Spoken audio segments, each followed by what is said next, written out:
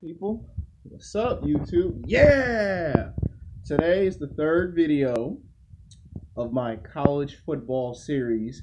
It's going to be Alabama versus Texas A&M, coach versus coach. Of course, it's Nick Saban again versus Kevin Sumlin.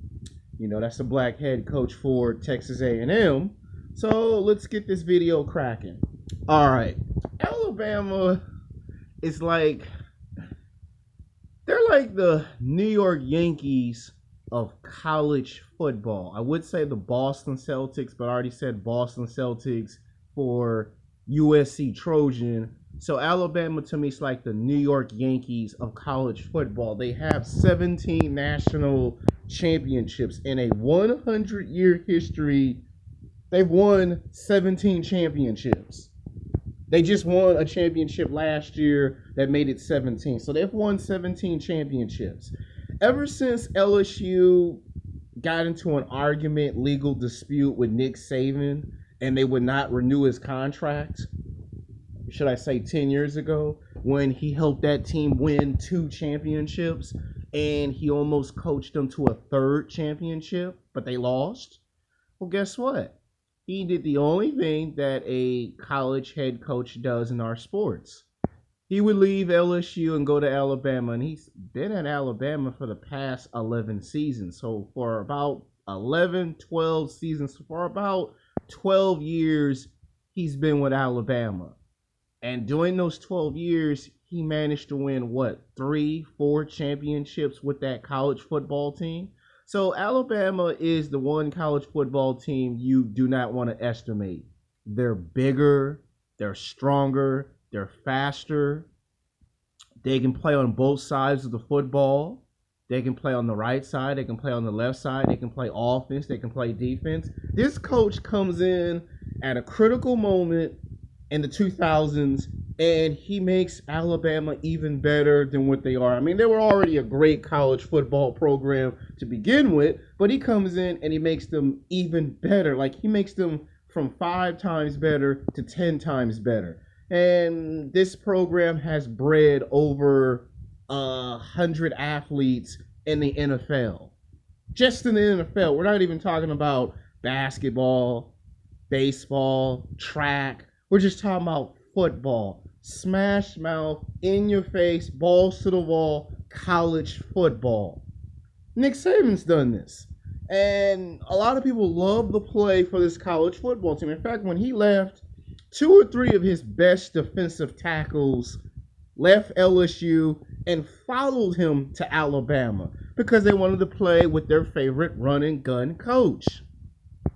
And I bet this is why LSU can't seem to ever stomach the idea that you had perhaps one of the greatest college football coaches of all times, and you let him go to Alabama for 12 seasons. Because they won 17 championships, but 3 or 4 out of those championships, Nick Saban was the one who coached that team to greatness. And this is what happens when a franchise don't want to listen to a coach. It happens in college football. It happens in pro football. The owners think they know everything. So does the general managers. And when they lose a good coach like this, because I bet you when his college career is over, Nick Saban will greatly get compared to someone like Phil Jackson. Because you could see how this guy knows how to take great talent, takes players off the bench, and makes these guys better than they ever was previously. And then he teaches lessons off the football field. So that makes him an even legendary person just because of that. Now we look at Texas A&M's Kevin Sumlin. Now, this team, Texas A&M, is a good football team. They only won 1 championship, and that's like 60-something years ago. That's like in the 1950s. Now, they've gone to a championship game a total of 10 times, but they've won 1 championship out of the 10 that they've gone in a 100-year history. Now, this Texas A&M college football team had its moments. Let's not forget about that wild that wild football player that ended up on the Cleveland Browns, and that guy act like he didn't want to play no professional football. You know who the hell I'm talking about? That Johnny Football. Yeah, great college football player, no doubt about it. Guy is rich, comes from a rich family, no doubt about it. Great college football player. But unfortunately, when he gets into the NFL, it's a non-fun conclusion. But this black coach comes to this team, and he takes this team where it's never gone before. He takes them to the playoffs every single season. They make playoffs. They win football games. They beat teams they ain't got no business beating. They beat Florida, Florida State, Ohio State. They take on Auburn. They beat LSU. They knock Stanford down. They beat up on UCLA.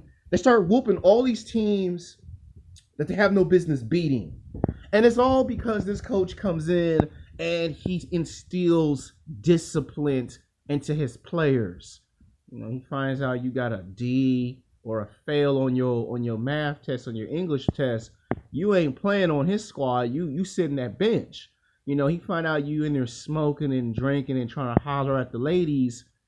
You're going to be crying about your playing time later. You know, this coach, he ain't no joke. You know, he ain't one of them pushover coaches. He one of those, I'm going to come to your dorm at 11, 12 o'clock and hit you in the head with a Bible type of coach. He ain't no joke. You know, if he saw this video, he'd probably be busting up laughing like, yeah, that young man that made that video knows what he's talking about. If he played for my team, I do him the same way I do my coach football players. I mean, you could just tell that when you look at his picture, he ain't no joke. He's serious. He's all business.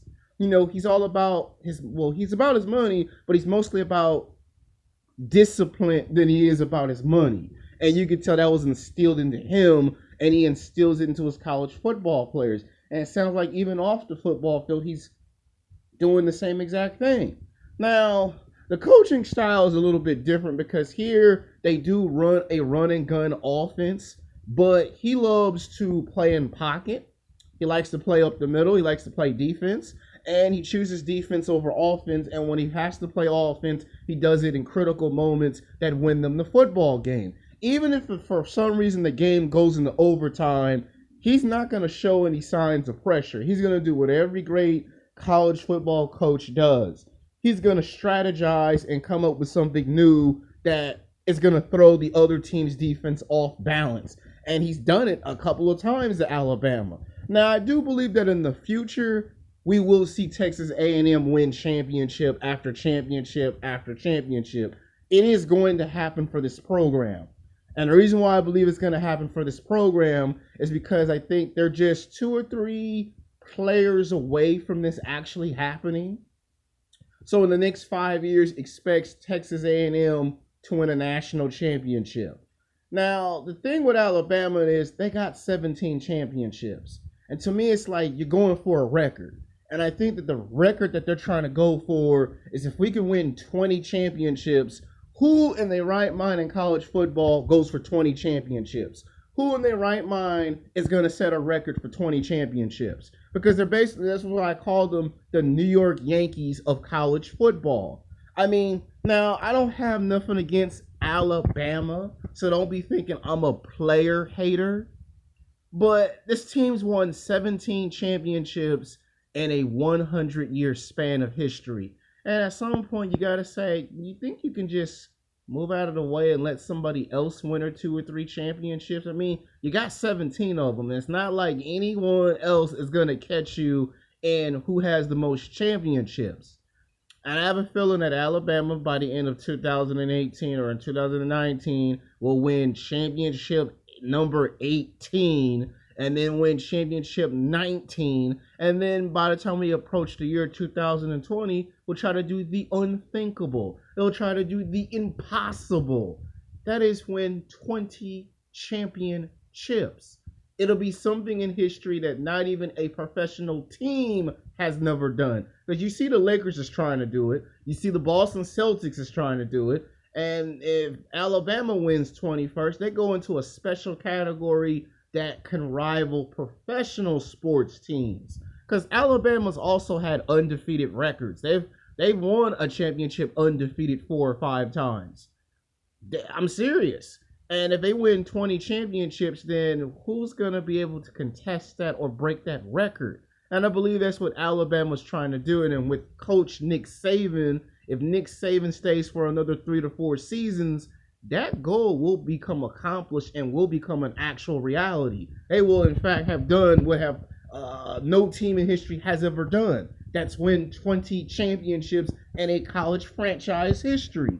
As for Texas A&M, I believe that they will win a championship within the next 5 years. They'll just get better and better as time goes on. As long as the head coach don't do nothing crazy and don't get fired for Texas A&M, they got a bright and incredible future in college football. So I broke down the statistics, and you're going to ask which coach is better. Here, again, I'm going to favor Nick Saban just because of his reputation as a coach. The coach from Texas A&M, I got to see more of his run and gun style. And maybe in the future, I make a revisit video. Until then, peace.